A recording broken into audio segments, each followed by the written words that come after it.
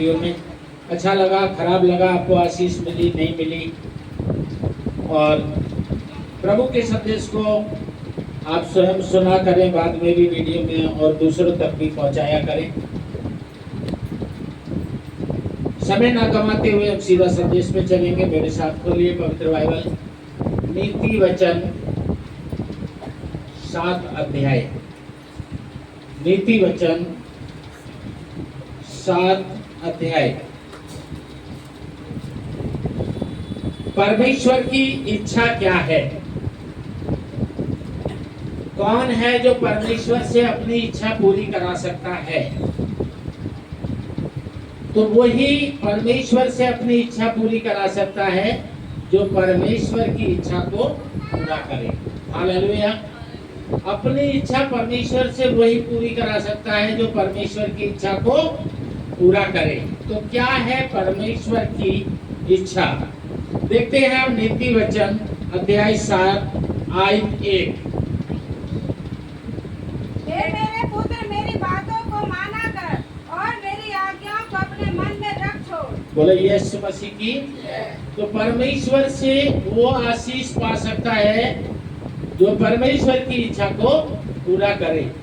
और परमेश्वर की इच्छा ये है कि परमेश्वर के वचन के अनुसार उसकी आज्ञा का पालन करो। हालेलुया। क्या करो? उसकी आज्ञा का पालन करो। दुनिया में हमें बहकने की जरूरत नहीं है, बहकाने वालों की क्योंकि कमी नहीं है। अच्छा डॉक्टर क्या करता है? फीस लेके सलाह देता है, और खराब डॉक्टर गलियों में रोडों में परामर्श फ्री देते हैं। सही है गलत है? आपको खांसी हो जाए, जुकाम हो जाए, जिससे आप पूछने जाएंगे दवाई, वो आपसे फीस लेगा। लेकिन जो बिगर पूछे बताएंगे, अर्रा के पत्ता चब लो, सन के बुंदना खा लो, लपूसे खा लो, जामुन के छिकले खा लो, महुआ की गुठली खा लो, फ्री में आपको रास्ता चलते डॉक्टर मिलेंगे। ये कर लो, वो कर लो। जैसे आजकल बीपी का, शुगर का, थायराइड का, सर्वाइकल का, आपको इतने डॉक्टर मिलेंगे, इतने डॉक्टर मिलेंगे जो खुद मरीज होंगे वो भी डॉक्टर मिलेंगे। ये खा लो, ये खा लो, उससे बहुत लोग ठीक हो गए, ये खा लो, इससे बिल्कुल ठीक हो जाओ। यानी बहकाने भरमाने वाले। लेकिन जो सच्चा डॉक्टर होगा उसके पास आपको जाना पड़ेगा, तकलीफ बताना पड़ेगा, फीस देना पड़ेगा, तब वो आपको लिख के देगा कि ये। हालेलुया। तो अच्छी शिक्षा वो नहीं है कि धर्म बदलना, घर वापसी करना या नाम बदलना, काम बदलना। सही शिक्षा है परमेश्वर की आज्ञा का पालन करना। और जितने लोग परमेश्वर की आज्ञा का पालन करेंगे, परमेश्वर अपनी आशीषों से उनमें से किसी को वंचित नहीं रहने देगा। वो अपनी आशीषों से किसी को रहित नहीं रहने देगा, क्योंकि परमेश्वर सच्चा है और वो जो कहता है वो करता है। उसने अगर आपसे कह दिया कि तुम्हें माफ कर दिया तो समझ लो कर दिया। उसने कह दिया कि तुम चंगे हो गए तो हो गए, तुम्हारे पाप क्षमा हो गए तो हो गए, तुम्हें आशीष मिल गई तो मिल गई। क्योंकि इसकी शब्द में यानी वचन में क्या नहीं है? क्या नहीं है? वो नहीं है जो आप सीलबंद पैकेट में रिफाइंड लाते हैं या बोतल में सरसों का तेल लाते हैं, है ना? आप बोतल में सरसों का तेल लाते हैं, कैसे पता आपको कि सरसों का तेल है? आप क्या करते हैं? ऊपर एक लिखा हुआ कागज पढ़ते हैं, अंदर काय का तेल है ये पता है किसी को? नहीं पता। पर मनुष्य क्या करता है? जहां विश्वास करना चाहिए वहां नहीं करता, जहां नहीं करना चाहिए वहां कर लेता है। तो विश्वास करो, पवित्र शास्त्र में जो लिखा है वो सत्य है कि परमेश्वर की आज्ञा का पालन करोगे तो तुम आशीषों से वंचित नहीं रहोगे। आपको कोई धर्म लेना देना नहीं है, बस केवल परमेश्वर की आज्ञा का मानना है। तो मेरी आज्ञा को मान, इससे तो जीवित रहे बोले यीशु मसीह की। अगर आज्ञा को मानेगा तो क्या रहेगा? जीवित, यानी उद्धार पाएगा, पापों की क्षमा पाएगा, अनंत जीवन पाएगा। क्या प्यासे रहकर जीवित रहेंगे? क्या भूखे रहकर जीवित रहेंगे? क्या समुद्रा घूम कर जीवित रहेंगे, यानी नंगे रहकर जीवित रहेंगे? बीमार रहकर जीवित रहेंगे? अब इसका उल्लेख कर लो। इसका मतलब है परमेश्वर कहता है मेरी आज्ञा को अगर मानोगे तो क्या रहोगे? जीवित रहोगे। इसका मतलब है वो प्यासा भी नहीं रखेगा, भूखा भी नहीं रखेगा, बीमार भी नहीं रखेगा, नंगा भी नहीं रखेगा। और पाप की मजदूरी क्या है? पाप की मजदूरी क्या है? वो मरने भी नहीं देगा। हालेलुया। यानी आज्ञा का पालन करने के बीच में ही सारी प्रकार की आशीष है। कोई नाम नहीं बदलना, कोई काम नहीं बदलना, कोई धर्म नहीं बदलना, केवल क्या कर? तू मेरी आज्ञा का पालन कर और तू क्या रहेगा? जीवित रहेगा, रहेगी। जिस देश में हो उसी देश में रहो, जिस घर में हो उसी घर में रहो, जो बिजनेस कर रहे हो वो बिजनेस करो, जो नौकरी कर रहे हो वो नौकरी करो, जो खाते हो वो खाओ, साग खाते हो साग खाओ, मटन खाते हो तो मटन खाओ। परमेश्वर कहता है तुम मेरी आज्ञा का पालन करोगे, तुम क्या रहोगे? जीवित रहोगे। हालेलुया, जीवित रहोगे। फिर उनको अपनी उंगलियों में बांध और अपने हृदय की पटिया पर लिख ले। बोले यीशु मसीह की आज्ञा को कहाँ रख? अपने साथ। परमेश्वर की आज्ञा को, इसका मतलब भूलना नहीं चाहिए। परमेश्वर की आज्ञा को भूलना नहीं चाहिए। 6:20 हे मेरे पुत्र, मेरी आज्ञा को मान और अपनी माता की शिक्षा को ना तज। क्या है आज्ञा? है अभी तक कहा आज्ञा को मान जीवित रहेगा। आज्ञा की शुरू है, तो आज्ञा कहाँ से शुरू होती है? सबके लिए है। काश आज ये वचन जब मैं शेयर कर रहा हूँ कि मेरी माँ भी यहाँ बैठी हो,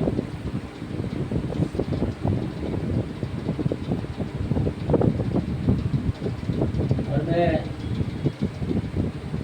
प्रचार करके नहीं करके दिखाता कि इस आज्ञा का मतलब क्या है,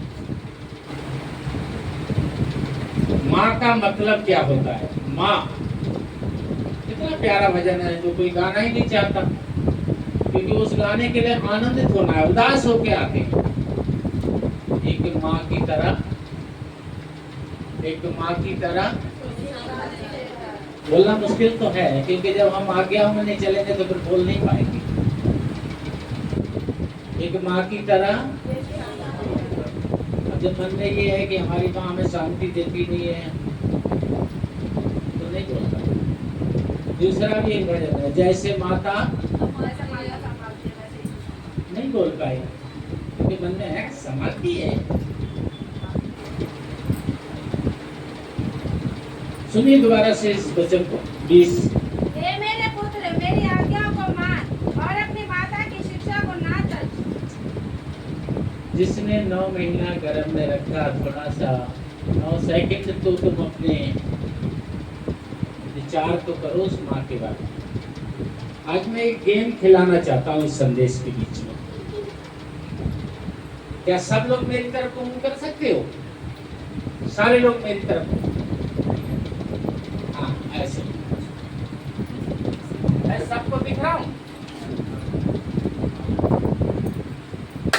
ऐसे कर सकते हो? ऐसे कर सकते हो? ऐसे कर सकते हो?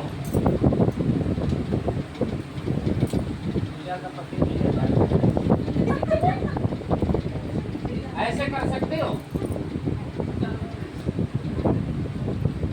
ऐसे कर सकते हो? हाय हाय। ऐसे कर सकते हो?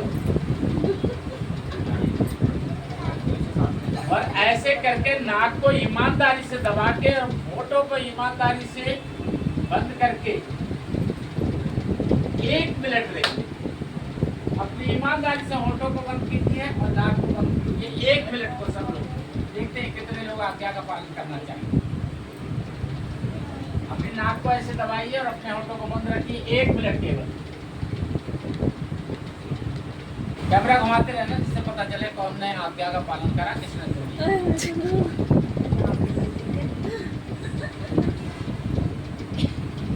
26, 27, 28, 29, 30, 31, 32, 33, 34, 35, 36, 37,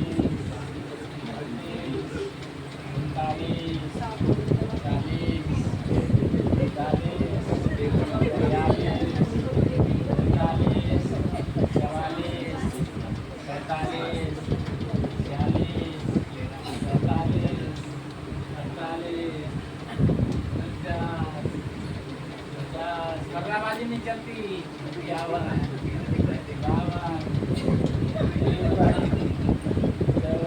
नकल नहीं चलती।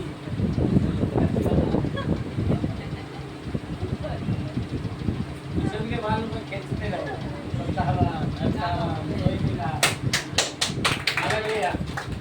प्रभु आप लोगों को बहुत आशीष दे।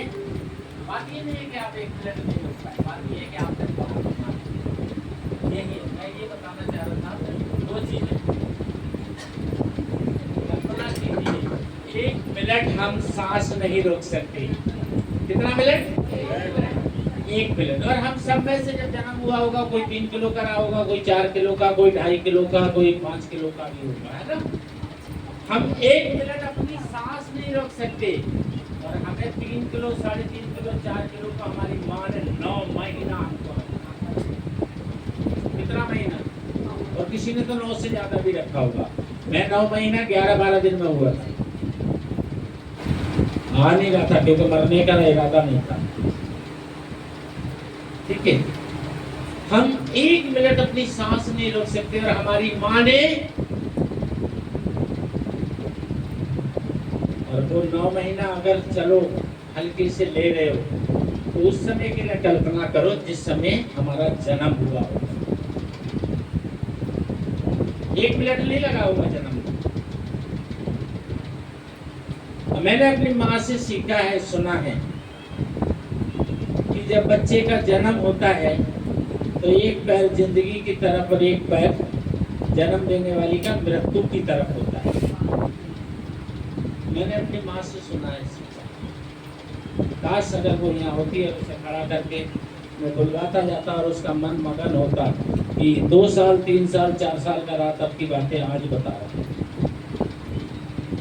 तो मेरी माँ कहती थी कि जब बच्चे का जन्म होता है तो जन्म देने वाली माँ का एक पैर जीवन की ओर और एक पैर मौत की ओर होता है।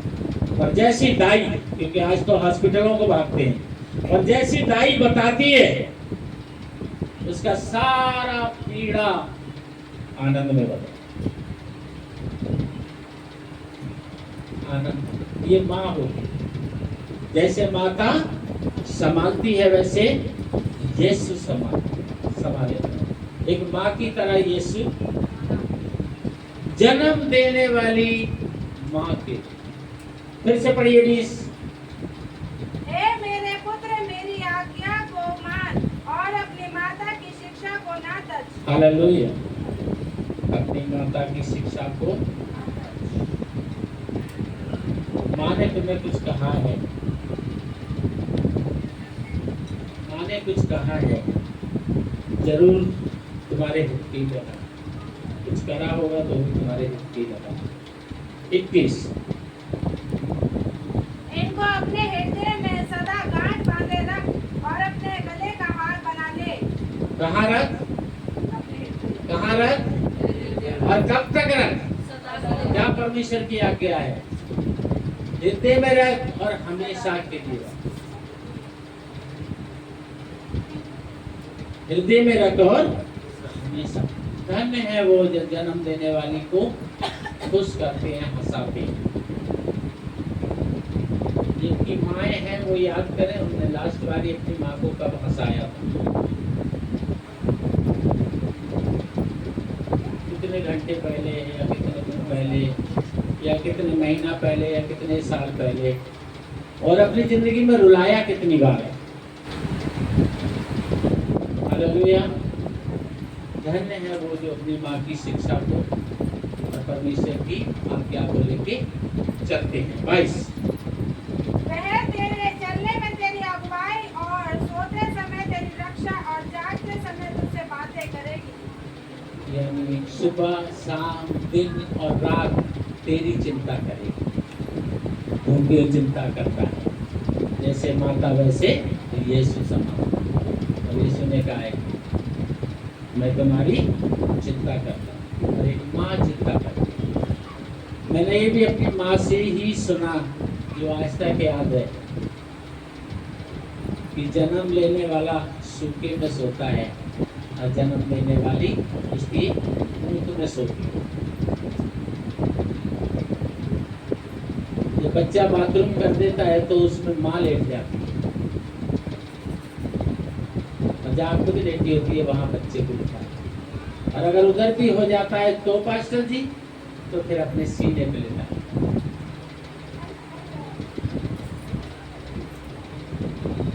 और अगर उधर भी गीला हो जाए तो पास्टर जी तो लेके बैठ जाती है। एक माँ है जो यीशु के जैसे संभालती है, एक यीशु है जो माँ के जैसे संभालता है। एक माँ का रिश्ता क्या होता है?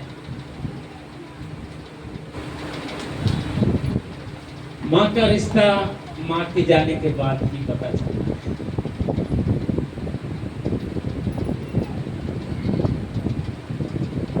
जब तक रहती है तब तक उसकी कीमत पता है। 23 आज्ञा तो दीपक है और शिक्षा ज्योति, और सिखाने वाले की डांट जीवन का मार्ग है। और अभी यहाँ 3 जन गुजर जाते हैं, एक परमेश्वर, एक माँ और एक हमें ज्ञान देने वाला। हम अपने जीवन में ढूंढें कि जिससे हम शिक्षा पाते हैं, हमारे हृदय में उसका अपमान कितना है और सम्मान कितना है। हम अपने जीवन में ढूंढें कि जन्म देने वाले के प्रति अपमान कितना है, हमारे जीवन में सम्मान कितना है। और हम अपने उद्धार करने वालों के बारे में, यीशु राजा के बारे में, यहोवा के बारे में ढूंढें कि सचमुच इसकी आज्ञाओं में हम कहाँ हैं। हमें कोई धर्म बदलने की जरूरत नहीं है, कोई अपना धर्म परिवर्तन करने की जरूरत नहीं है। हमें यीशु की और बाइबल की जरूरत है। हमें व्यवस्थाओं में भी फंसने और उलझने की जरूरत नहीं है। लिखा है इब्रानियों में, उलझाने वाले पापों से दूर हो जाओ, जानो कि तुम्हारे परमेश्वर की इच्छा क्या है। सचमुच आप अंदर से कैसे हो? बाहर से बहुत अच्छे हो, अंदर से कैसे हो? कहाँ हो आप? क्या लिखा है एफिसियों? अपने माता पिता का क्या करना? 2 में कहाँ हो? इस जगह पे कहाँ हो? सारी जगह अच्छे हो तुम, सारी जगह अच्छे हो, कोई कमी नहीं है तुम्हारे अंदर। लेकिन एफिसियों 6:2 में लिखा है अपने माता पिता का कहाँ हो? एफिसियों 6:1 में लिखा है अपने माता पिता की कहाँ हो? एफिसियों 6:5 में लिखा है अपने पास्टर के भी कहाँ हो? और यहाँ लिखा है अपने परमेश्वर की कहाँ हो? सब जगह अच्छे हो, कोई कमी नहीं है। परमेश्वर आपको आशीष दे, सब जगह अच्छे हो, पर यहाँ कहाँ हो? धर्म बदलने से, धर्म छोड़ने से, धर्म ग्रहण करने से कुछ मिलने वाला नहीं है। शाकाहारी बन जाओ, मांसाहारी बन जाओ, ऐसा कपड़ा पहन लो, वैसा कपड़ा पहन लो, रंगीन पहन लो, वाइट पहन लो, ठीक है ना, ये छोड़ दो, वो छोड़ दो, नाम बदल लो, कुछ होने वाला नहीं। शादी के लिए ऐसे शादी कर लो, माला डाल के कर लो, अंगूठी पहन के कर लो, कोर्ट मैरिज कर लो, ऐसे कर लो, कुछ होने वाला नहीं। जन्म के समय ऐसे डेडिकेशन कर लो, ऐसे खतना कर लो, ऐसे नामकरण कर लो, छठी कर लो, कुछ होने वाला नहीं है। मरने के समय नदी में बहा दो, आग में जला दो, फट्टे पे गाड़ दो या बॉक्स में दफना दो, कुछ फर्क होने वाला नहीं। अगर आप परमेश्वर की आज्ञा में फेल हैं, कोई लाभ नहीं। दुनिया की नजर में आप हो सकते हैं, जलाया जा रहा है, अच्छा हिंदू रीति से दफनाया जा रहा है, अच्छा मुस्लिम रीति से बॉक्स में गाड़ा जा रहा है, अच्छा ईसाई रीति का था, कोई फायदा नहीं है, इनसे कुछ नहीं है। चाहे गाड़ो, चाहे जलाओ, चाहे बहाओ, पोहाओ, समाधि दो, कुछ भी दो, कुछ भी नहीं होना। शादी में चाहे जैसे मर्जी कोई सी रीति रिवाज से, कैसे भी कलर के कपड़े से कर लो, कुछ होने वाला। प्रभु की आज्ञा में कहाँ हो? हालेलुया, कहाँ हो? फिर से पढ़िए 23। आज्ञा तो दीपक है और शिक्षा ज्योति और सिखाने वाले की डांट जीवन का मार्ग है। इस आयत को लेके अपने जीवन में ढूंढो, कहाँ हो?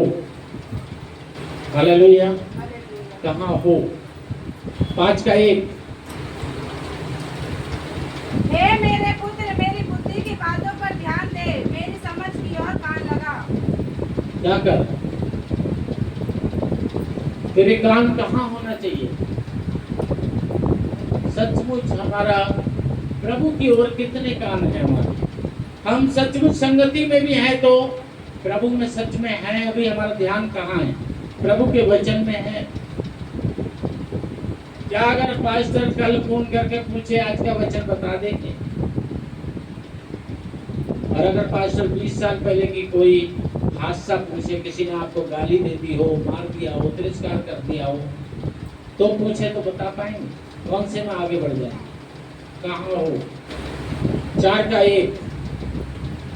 हे मेरे पुत्रों, पिता की शिक्षा सुनो और समझ प्राप्त करने में मन लगाओ। पिता, अब पिता की बारी है।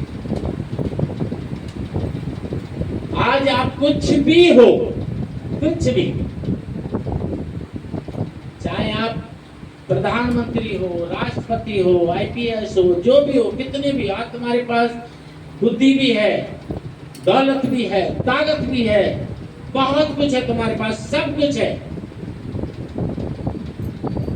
लेकिन आज की डेट, आज तुम 20 साल के हो, 25 साल के हो, 40 साल के हो, 50 साल के हो, आज की डेट में तुम जो भी कुछ हो, इसमें से तुम्हारा अपना क्या है? तुम्हारे जन्म के समय ही अगर तुम्हारे बाप ने बिलेट का पैसा खर्च नहीं किया होता, क्या किया?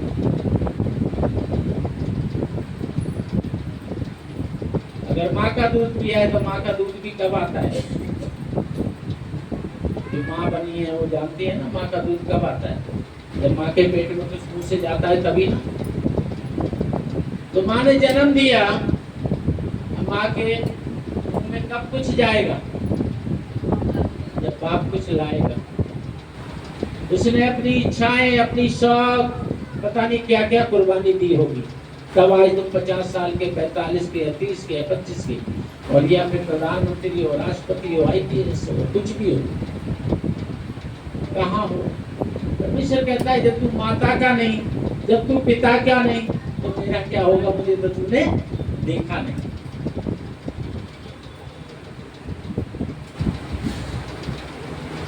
माँ बाप के लिए लोग क्या नहीं कर देते हैं, कंधे पे बैठते हुए घुमाते।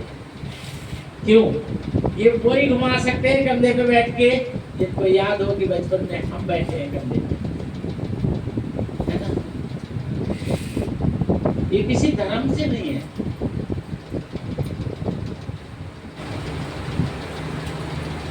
मुझे किसी धर्म से विरोध या पक्ष में मैं कभी नहीं रहता। सत्य और असत्य, कितने अपने माता पिता के लिए इस लायक नहीं तो कंधे से यात्रा करा देते, उनकी इच्छाएं पूरी कर देते। और कितने लोग तो कंधा भी नहीं देते, कितने लोग कंधों पे बैठा के यात्रा कराते हैं, उनकी इच्छाएं पूरी करते हैं, और कितने कंधा भी नहीं देते। हम उनमें से कहाँ हैं? हमें अपने आप को देखना है, हमें प्रभु की आज्ञा के अनुसार चलना है। हमें धर्म के चक्कर में धर्म परिवर्तन, घर वापसी, ये है, ये है, तू वो बन गया, तू वो बन गया, ये सब में कोई फायदा नहीं।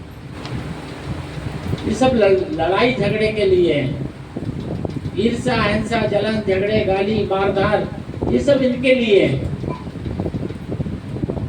प्रभु कह रहा है आज्ञाकारी बनकर तू जीवित रहेगा या रहेगी। हालेलुया। 2, 4 का 2। क्योंकि मैंने तुमको उत्तम शिक्षा दी है, मेरी शिक्षा को ना छोड़ो। परमेश्वर की आज्ञा, पास्टर की शिक्षा, माता पिता का आदर कहाँ हो? परमेश्वर ने आपको जीभ किस लिए दी है? जहर उगलने के लिए या रस? है ना? लंबा नहीं बोलूंगा, उदाहरण दो ही शब्दों में। किस लिए जीभ दी है आपको? जहर उगलने के लिए या रस? कोई बोलना भी नहीं चाह रहा है। सब लोग सो गए? एक बार ताली बजाइए जोर से अपने लिए। देखिए अपने लिए ताली तक बजा के राजी नहीं, उधर वाले कोई तो मुट्ठा बजा रहा है, कोई तो गाल भी बजा के राजी नहीं है। हालेलुया। सुनिए उत्तम बात 3 में। देखो मैं भी अपने पिता का पुत्र था और माता का अकेला दुलारा था।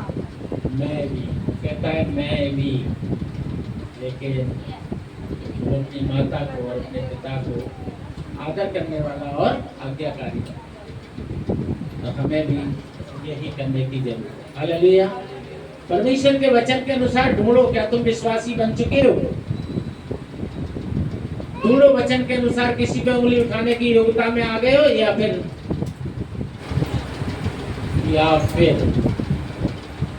दिन पे छोड़े। हालेलुया। कमेंट करके जरूर बताना अच्छा लगा या बुरा लगा, और हो सके तो लाइक शेयर जरूर कर देना ताकि औरों तक पहुंचे। परमेश्वर आप सबको बहुत आशीष दे। फिर मिलेंगे।